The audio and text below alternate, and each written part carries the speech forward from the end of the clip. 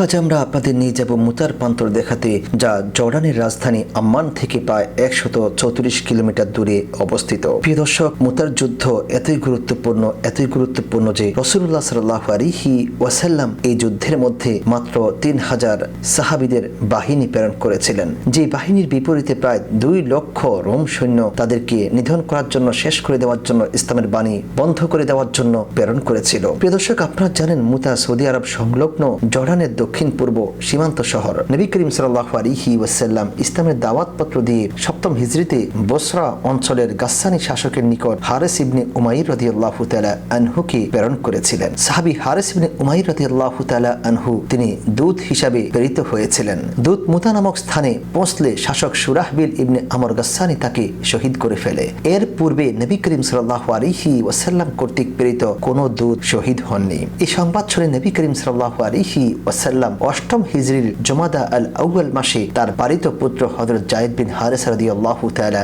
আনহুর অধীনে 3000 সাহাবীকে গাসসানি শাসক সুরাহবিলের বিরুদ্ধে প্রেরণ করেছিলেন। সৈন্যবাহিনী প্রেরণ করার সময় নবী করিম সাল্লাল্লাহু আলাইহি ওয়াসাল্লাম 3 জন সেনাপতির শাহাদাত বরণের অগ্রিম ইঙ্গিত দিয়েছিলেন। তিনি ইরশাদ করেন, যদি তোমাদের আমির যায়েদ বিন হারিসা শহীদ হয়ে যান, তাহলে পরবর্তী আমির হবেন জাফর ইবনে আবি তালেব। যদি জাফর ইবনে আবি তালেবও শহীদ হয়ে যান, তাহলে তোমাদের আমির হবেন আব্দুল্লাহ ইবনে রওয়াহা। তিনিও শহীদ হলে তোমাদের মধ্য হতে যে কোনো একজনকে আমির বানিয়ে নিবে। প্রিয় দর্শক, রাসূলুল্লাহ সাল্লাল্লাহু আলাইহি ওয়াসাল্লামের এই হাদিস, এই বাণী স্পষ্ট প্রমাণ করে যে সাহাবী যায়েদ ইবনে হারিস, জাফর ইবনে আবি তালেব এবং আব্দুল্লাহ ইবনে রওয়াহা রাদিয়াল্লাহু আনহুম তারা শহীদ হয়ে যাবেন। এই বলেই তিনি সৈন্যবাহিনী রওনা করে দিলেন এবং নিজে অনেক দূর অগ্রসর হয়ে তাদেরকে বিদায় দিয়ে বললেন, প্রথমে মুতাবাসীকে ইসলামের দাওয়াত দিবে, কবুল না করলে তোমরা যুদ্ধ করবে। এই সংবাদ পেয়ে সুরাহবিল 1 লক্ষ সৈন্য সংগ্রহ করলো। রোমের বাদশাহ হিরাক্লিয়াস 1 লক্ষ সৈন্য নিয়ে বালকা নামক স্থানে সুরাহবিলের সাহায্য করার জন্য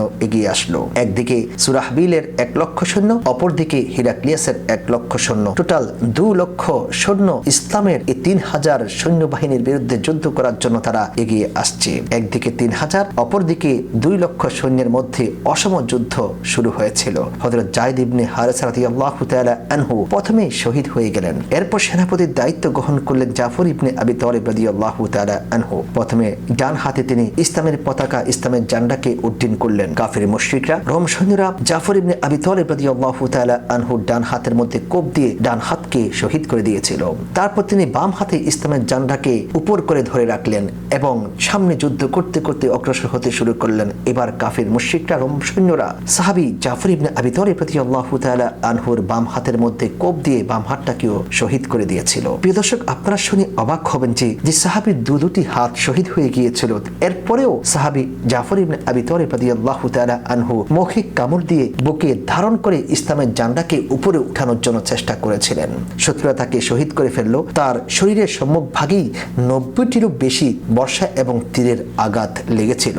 সাহাবী আব্দুল্লাহ ইবনে ওমর রাদিয়াল্লাহু তাআলা আনহু বলেছেন, জাফর ইবনে আবি তালেবের শাহাদাতের পর আমি দেখতে পেলাম তার দেহের সম্মুখ ভাগে 90টি তীর এবং বর্ষার আঘাত রয়েছে, কিন্তু তার পশ্চাৎ ভাগে একটি আঘাতও ছিল না। তার মানেই হচ্ছে জান্নাতে যাওয়ার জন্য এবং ইসলামের ঝান্ডাকে উপরে উঠানোর জন্য, উপরে ধরে রাখার জন্য, উড্ডীন করার জন্য, আল্লাহর জমিনে আল্লাহর দিন কায়েম করার জন্য সামনেই বেড়ে চলেছেন।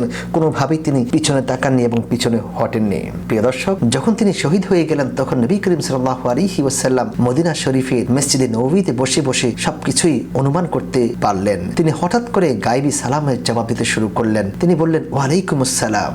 উপস্থিত সাহাবাগণ জিজ্ঞাসা করলেন, ইয়া রাসূলুল্লাহ, ইয়া হাবিবাল্লাহ, আমরা তো আপনাকে কেউ সালাম দেইনি, আপনি কার সালামের উত্তর নিয়েছেন? কেন আপনি ওয়ালাইকুম আসসালাম বলেছেন? রাসূলুল্লাহ সাল্লাল্লাহু আলাইহি ওয়াসাল্লাম বলেছেন, ইন্নী আসমাউ মা লা তাসমাউন ওয়া ইন্নী আরা মা লা তারাউন। ও আমার প্রিয় সাহাবীরা, আমি যা শুনতে পাই তোমরা তা শুনতে পাও না, আমি যা দেখতে পাই তোমরা তা দেখতে পাও না। আমি দেখতে পাচ্ছি আল্লাহ রাব্বুল আলামিন জাফরকে 2 হাতের বদলে 2টি নূরের বাহু দান করেছেন। সুবহানাল্লাহ, সুবহানাল্লাহ। তিনি ফেরেশতা সহ আকাশ পথে উড়ে যাচ্ছেন আর আমাকে এভাবে আখেরি সালাম দিচ্ছেন, আসসালাতু ওয়াসসালামু আলাইকা ইয়া রাসূলুল্লাহ, আসসালামু আলাইকা ইয়া নবী আল্লাহ। তাই আমি তার সালামের জবাব দিচ্ছি। নবী প্রেমিকদের আল্লাহ এমন ভাবেই সম্মানিত করে থাকেন। প্রিয় দর্শক, আপনারা জানেন যুদ্ধে হযরত জাফর ইবনে আবি তালেব রাদিয়াল্লাহু তাআলা আনহু শহীদ হওয়ার পর নবী করিম সাল্লাল্লাহু আলাইহি ওয়াসাল্লামের পূর্ব নির্দেশ মোতাবেক হযরত আব্দুল্লাহ ইবনে রওয়াহা রাদিয়াল্লাহু তাআলা আনহু সেনাপতিত্ব গ্রহণ করলেন। বীর বিক্রম যুদ্ধ করে তিনিও শহীদ হয়ে গেলেন। এবার সাহাবীগণ নবী নবী করিম সাল্লাল্লাহু আলাইহি ওয়াসাল্লামের পূর্ব নির্দেশ মোতাবেক পরামর্শ করে হযরত খালিদ বিন ওয়ালিদ রাদিয়াল্লাহু তাআলা আনহুকে সেনাপতি নিযুক্ত করলেন। হযরত খালিদ রাদিয়াল্লাহু তাআলা আনহু বীর বিক্রম শত্রুর উপর ঝাঁপিয়ে পড়লেন।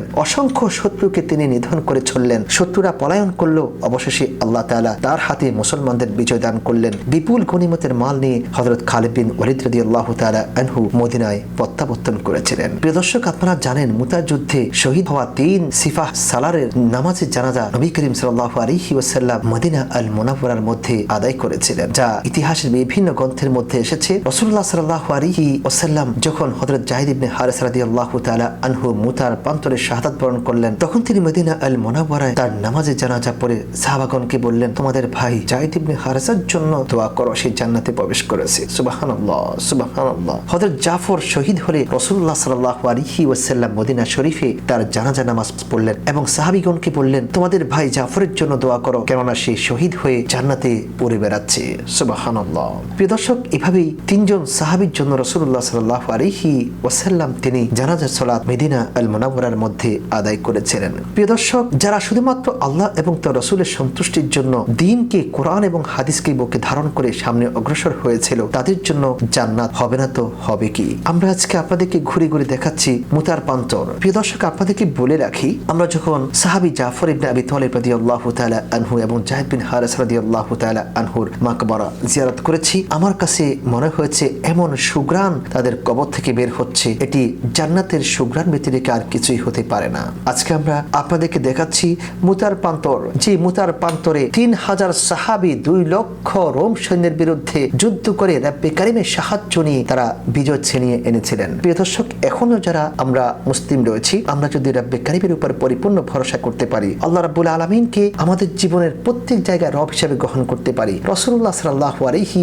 ওয়াসাল্লামের সুন্নাহকে যদি আমরা বুকে ধারণ করতে পারি, তাহলে আমরা কখনো পথভ্রষ্ট হব না। যেমনটি রাসূল সাল্লাল্লাহু আলাইহি ওয়াসাল্লাম বলেছেন, লান তাদিল্লু মা তামাসসাকতুম বিহিমা কিতাবাল্লাহ ওয়া সুন্নাত রাসূলি, তোমরা কখনো পথভ্রষ্ট হবে না যতক্ষণ পর্যন্ত তোমরা আল্লাহর কিতাব এবং তার রাসূলের সুন্নাহকে আঁকড়িয়ে ধরবে। প্রিয় দর্শক, যদি আমরা এই আল্লাহর কিতাব এবং রাসূলের সুন্নাহকে আঁকড়িয়ে ধরে তা আল্লাহর জমিনে বাস্তবায়ন করার জন্য, কায়েম করার জন্য, প্রতিষ্ঠা করার জন্য চেষ্টা করি, সাহাবাগণ যে মর্যাদার অধিকারী হয়েছেন, আল্লাহ রাব্বুল আলামিন আমাদেরকে সেই মর্যাদার অধিকারী করবেন ইনশাআল্লাহ। আসুন না আমরা কোরআন এবং হাদিসের দিকে এগিয়ে আসি, কোরআন এবং হাদিসকে জানার চেষ্টা করি, কোরআন হাদিসকে বুকের মধ্যে ধারণ করে আল্লাহ রাব্বুল আলামিনের জমিনে এই কোরআন এবং হাদিসকে প্রতিষ্ঠা করার চেষ্টা করি। আল্লাহ রাব্বুল আলামিন আমাদের সকলকে তৌফিক দান করুন, আমিন।